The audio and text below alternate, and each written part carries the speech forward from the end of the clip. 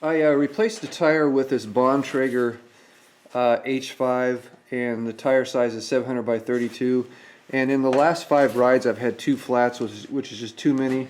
So what I decided to do, and for this video, is install these Slime flat protector tube liners. And you can see that my tire size falls out of the range here, but I'm going to try to install this anyway. My original plan was to cut these down and make them more narrow, but I've decided not to do that and just install them the way they are with a slight modification. These are 1.3 inches wide, they're 23 thousandths of an inch thick, and they're 88 inches long, and the weight is 74 grams. Before I install these tube liners, there's a couple of things I want to do. On both ends of the liner, there's a sharp edge, and I want to take some sandpaper. I've got some 320 grit and 1500 grit sandpaper, and I just want to sand that ridge down and make sure that any area the tube comes into contact with this liner is a smooth surface.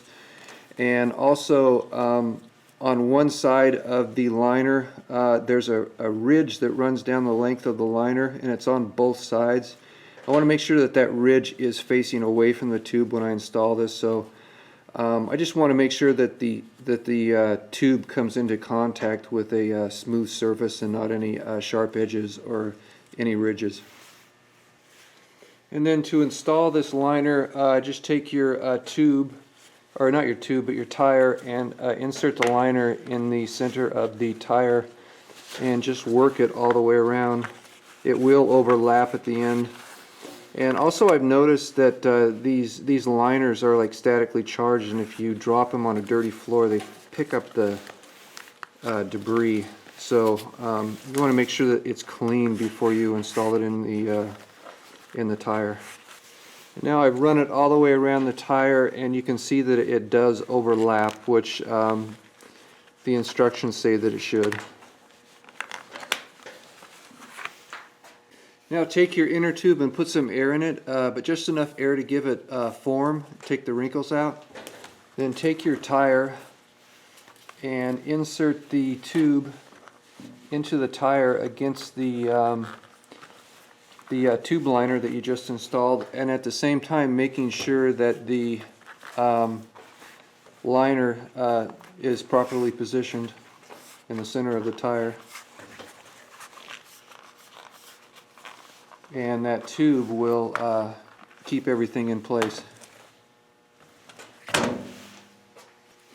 Now take your rim and install your tube and tire.